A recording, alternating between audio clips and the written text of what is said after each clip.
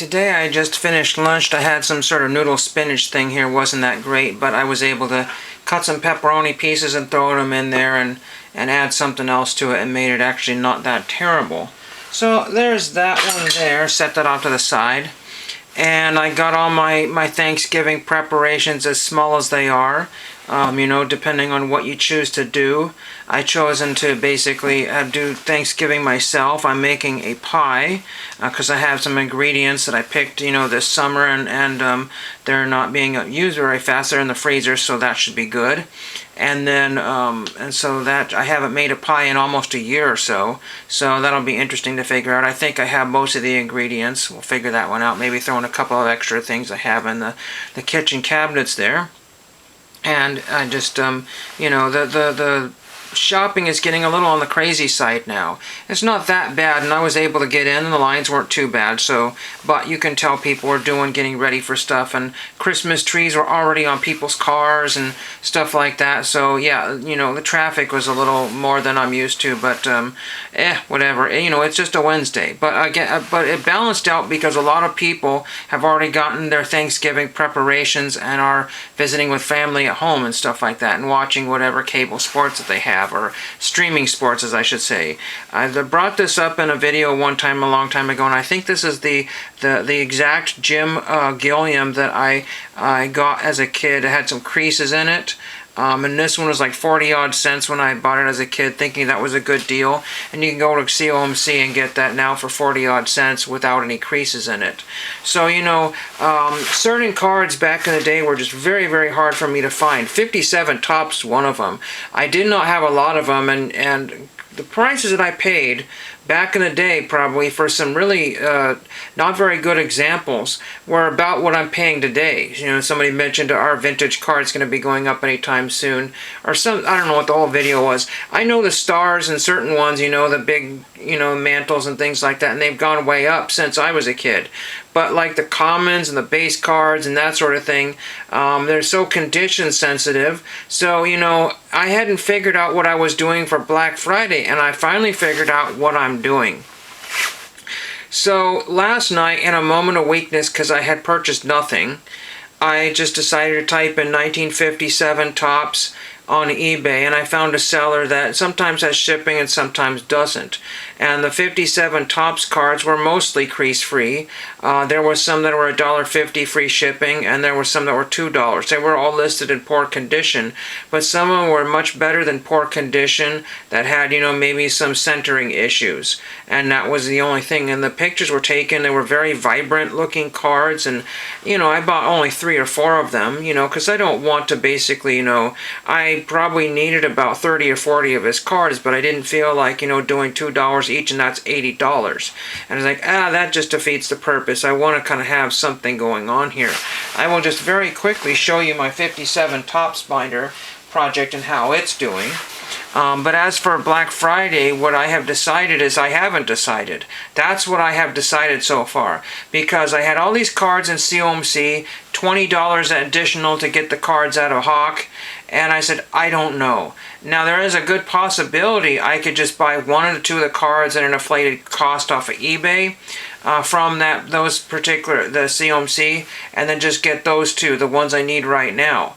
Or I could basically just buy everything I wanted for the $30 or $40, whatever it happened to have been, and then just throw them into the shopping cart, and then, get some trade, or you know what I mean, buy some COMC credit, and then just throw them in there and leave them at COMC until I'm ready to buy them. Because, you know, if you're buying 30 cards, or 35 cards or whatever it is, it works out to the $20 shipping, you may just decide to just wait, you know, until I have 200 plus cards, and then use that $20 in shipping. And that makes it so much better to do that, you know. So I haven't decided, but again, I didn't really find crazy amounts of cards that I wanted. I found lots of 27-cent cards, which will be they're some of the hot sets at the moment, and they just got basically dumped on COMC, and a lot of people are going to the dreaded eBay or card shows to find those sort of things. or the direct source boxes and packs and sort of things like that. But you know, I mean, I'm balancing out the cost and trying to figure out. I said this is so much better because you know there's numbered cards and this and that and the other thing. So without further ado, this is part of my 57 Topps binder, which I've showed lots of times here with all the space cards there and stuff like that. But I put anything that was virtually notable, like Herb Score or Clem Labine. So I think I went through and put Dodgers and Yankees in there. And I don't have any big names here. I mean, the big names that I might have are like maybe an $8 card here. And then in those $2 cards, $1.50 and $2 cards, there were lots of duplicates. Some of them I almost purchased because they would be upgrades. But based on the camera, you didn't know if they were going to be super bright cards or what have you. And one of them I just picked up because the registration was off. The card, there was too much red on the card, and I said, that looks really cool. I just want cards to tell the story of 1957, that era. So, you know, it doesn't tell the story when people get the most mintest copies possible. That's what said. I think, you know, several people told me, say, well, they look too new. They look almost brand new. I mean, I wouldn't mind having a couple almost brand new cards, but I don't mind having them with creases and folds and stuff like that. I just don't feel like I should be paying 1980s prices for these cards here. It's absolutely ridiculous. Get my jacket off here. I'm a little bit warm here. Ugh. And so, you know, Bob Lemon, I think that's who that is. Al Kaline I'm missing. And again, those are cards you want to take your time in and get, you know, maybe if you're not worried about it, you can find an Al Kaline that somebody ripped in half and glued back together. I basically have removed every ripped in half card. I don't mind the card is ripped, but if it's ripped in half card, I don't want that. I got tricked into one of those and didn't say in the listing. That's why that one card was only $4 there. There's Don Ferrara Reese. I don't know how to pronounce it there, but there's that one there. And you probably saw the card in the last video I just got of Al Worthington. I don't know which card it's in here. There's Jim King, Tito Francona. Some of these are just really classic poses, but this is one of my favorite sets. But back in the day, it was one of the least available sets there. Dixie Howell and stuff like that. I had to just get, again, every one of these cards that I got way back in the day. This is, you wouldn't be able to see that, but there's a huge crease here. I mean, this is a poor condition card here. Very, very poor. So this would be something like you would find on ComC for like 85 cents. Okay, and I probably paid more than that. I probably paid at least $1, maybe $1.50 for that. I just really don't remember. Alex Grammas was another one that had a tons of creases and the number 10 written on it.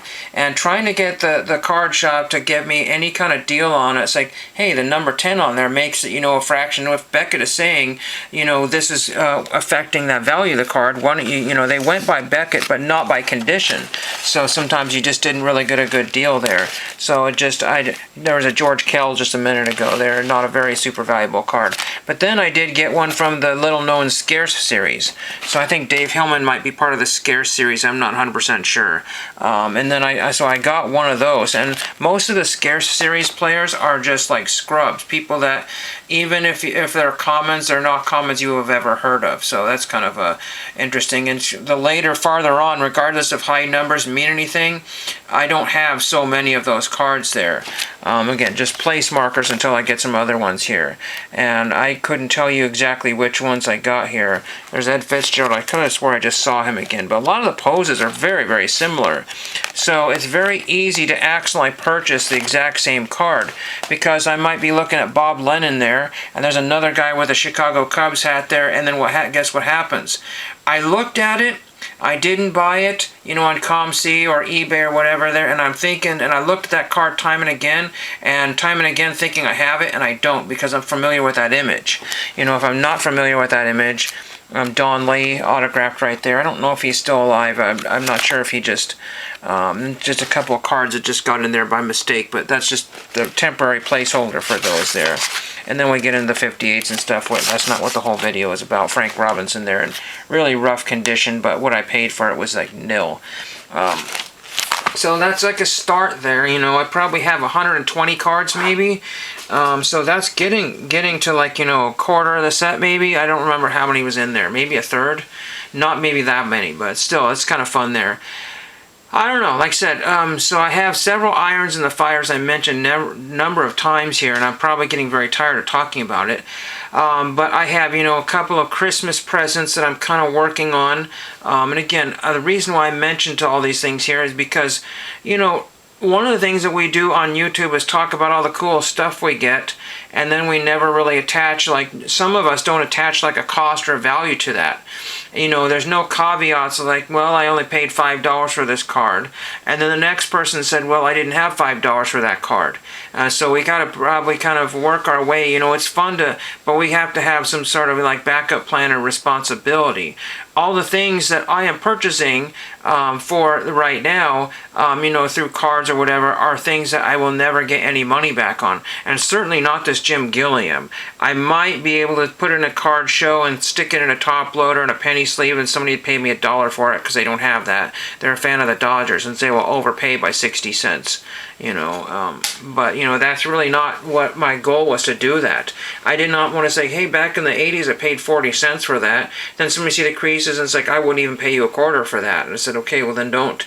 But we have to kind of bear in mind that YouTube is not an equal platform, because we have people that worked very hard for their dollars, and they have, at their time of life, more money to spend than I could probably ever get to. I don't have any Babe Ruth cards. I don't have any, I do have the Nolan Ryan rookie card, but that was only an accident that I blundered into that. I used to have 2 of them, and what I traded for at the time turned out to be just a complete dud.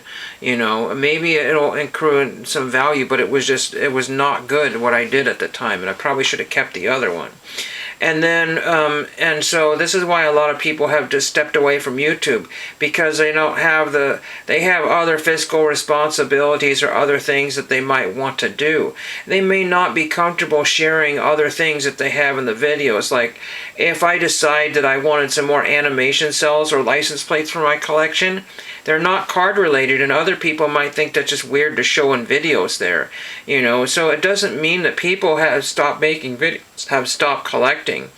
And maybe they don't want to share the cards and collectibles that they had to get rid of, whether it was just throw them away, recycle them, or just 100% purge them.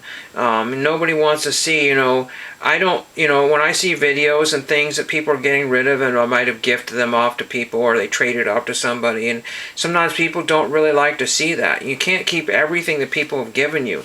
Because of all the TTM stuff to people, I have binders and boxes full of, like, letters and envelopes. And I cheated. I needed some postage for something, and I found an envelope that was mostly uncanceled. I said, whoop, better not do that. But, it was only 25 cents, but I just was throwing away the envelope, saving the address, because that's technically an autograph in some cases, and proof that the autograph came from that. So I clipped the corner of that and recycled all the other stamps and kept whatever, and just went ahead and used them on a package. And then that envelope is now gone forever, and it's not taking up any space. Some of the things I will do is save things on, this is Mist, Oregon, and it was somebody sent it to a letter to U.S. National Bank, and I think that's what that was, something National Bank there, and had it canceled or notarized on an envelope. I did not cut that, but somebody else didn't want the whole envelope, so they cut those into squares or whatever, and I stuck it on an index card, and so that makes it very handy and easy to find sort of thing if you're organized. I'm not organized, that's why that's on this table here. I essentially have different, like everybody's now collecting Scooby-Doo, and I want to be part of the Scooby-Doo situation, trading card situation, but I'm going to have to take a step back, because I have opportunities to find some of those base cards later down the road, through different eBay type stuff there. But like some of the numbered cards, I've seen some of the numbered cards, list selling for $2, buy it now, and then other people want $25 for the same one, and there's like 400 copies out there, and there's different varieties and parallels and sort of thing. And again, some of the, maybe Fred Jones is the top card of the day, or maybe one of the creepy monsters like the Headless Horseman or something like that, or I'm trying to think of the other kind of villains or Scooby-Doo people. There's Ace Decade. I think it's Ace Decade or whatever. Or there was some monster that was something Decade Monster, and he kind of looked like Gene Simmons of Kiss, kinda, and I think that's kind of a fun one there.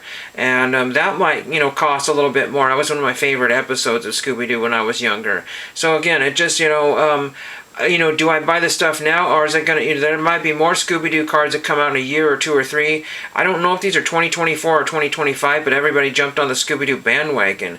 I'm not jumping on the Relic bandwagon, but I guess I could look and see what those are going for. For me to build a complete set, it'll be just like when I did the Upper Deck Cosmic, and hoping that those cards are all thin cards and not thick cards. And then when I did the Upper Deck Wild West Weekly, I'm almost done with that. But, again, those 27-cent cards on COMC that require an extra 25 cents, making every single card like 50+ cents to get. It's just like, oh my word, you just basically doubled the cost on my set. Everything that I've ever tried to buy within recently, except for those 57 tops, everything has just basically doubled in cost. The ABC photographs that I tried to buy doubled in cost. They were once $10, now they're $25 and $35. That's even more than double. And then I forgot to mention the shipping that usually goes on those. And again, shippings are $5 and $10 for vinyl records, but the record is only worth like $5 or $10. So I just worked really like crazy to get a $5 record in for $20 because I don't have the access to those things. When you don't have access to things, you have to pay up. So if you're in a larger city or whatever and have access to things and more cards and stuff like that, then you have to pay up on eBay and COMC to get those. It's unfortunate where you have chosen to live and have less opportunities. Now if you're in bigger trafficked areas, then you have to deal with all that. If I don't have a card show for like a year or 2 years or in my case at one point 25 years, then I see video after video after video of all the fire that people scored at, let alone just seeing the cards that I've never gotten to see in my entire lifetime. Nobody in the card community wants to say, hey, by the way, I haven't seen these cards in my lifetime and I just turned 50, and then everybody said, well, I've had 75 lifetimes by the time that you even looked at 1 or 2 of those cards there. Because, there were people that were, collecting dun, and so I have a lot of catching up to do. That's one of the difficult things about, keeping up with the Joneses. Even if you've been in the hobby for 30 or 40 years, I know Chris Cards might attest to this, living where, in certain areas, you might be behind the hobby 8-ball, with a terrible local card shop, or people that scammed you when you're younger, or the fact that Oregon, for the most part where I live, there's either no baseball cards or they're under lock and key. Because somebody was showing at their Dollar General a box of the Monopoly, or I don't know, Monopoly, some basketball prism or something. It was right on the shelf there. I was like, anything on the shelf in my area is stolen, whether it's rural Oregon or city Oregon. Stolen, and I guess I wanted to mention stolen. So everything is under lock and key, and then you feel like you're more obligated. And I tell the story many times of the Walgreens employees that wouldn't go over to the glass cases for me to get the cards out. And they said, shouldn't the key be over there? What key to unlock that there wasn't one, or whatever. And I think somebody borrowed it or stole it for the day, or hid it so you couldn't get the case open. And they were busy and they didn't want to mess with us card people, so she just essentially said, figure it out yourself. So for a whole box of that stupid cards, that you pay $5 or $6, and you used to get some hits in it, and I can't think of it right now, but it's a garbage product. And I said, you know what? Those are the only cards in the entire town that's next to me that I can think about getting cards. And even Dick's Sporting Goods. Everybody said, hey, go to Dick's Sporting Goods and get your baseball cards there. And my Dick's Sporting Goods did not have trading cards, sports cards. They looked at me like I was stupid. And I was like, we don't have sports cards here. What are you thinking? That's not exactly how she came off of, but that's how kind of she was feeling. Probably tired of people asking, where's the baseball cards? And there weren't at mine. Supposedly at Dick's Sporting Goods, and I need to go in there one of those days to see if there's any fantastic cards. I might be able to do a little bit of shopping, before Christmas, but that's just way too late. Way too late. You know, I don't, you know, can't do all this shopping, you know, so I have to pick and choose what I want to get, how much I want to get. And if I see something for 50 cents or a quarter, I'll grab it because, again, I don't have any lists for anybody's Christmas from anybody on the planet. Nobody has told me what they want to get, what I need to be looking for. So I just said, you know what, I have to get this. If you've seen the price of toys, I mean, I see things that are basically look like and are the size of a McDonald's toy for $10. Like, this is crazy. Why wouldn't I want to buy that? You know, a little tiny little Peppa Pig figurine is essentially like $10, $8 to $10. I was like, this is nutty. You know, it doesn't do anything, doesn't say anything. There's some toys that are better deals there, but I can't be buying, you know. And the funny thing is that we're buying toys for people that shouldn't need toys. You know, they're older. You know, I mean, we were talking about the younger generation from way back, and they weren't buying toys. They might have been drafted into the military. They were not buying toys at the age of 18. But it's nice that we have the ability and the fun things to do that, and we're buying toys for adults.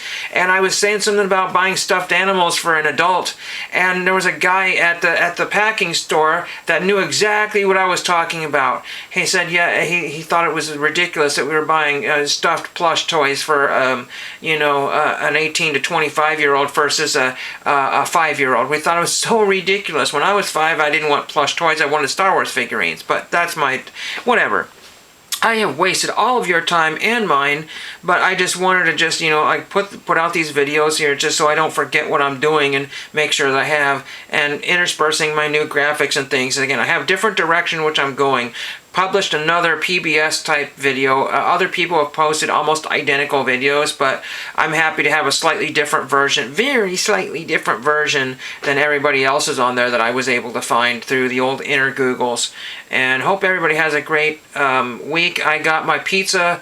I got pizza on the brain. Well, that spoils the thing. I got pizza for Thanksgiving, and thank you for watching.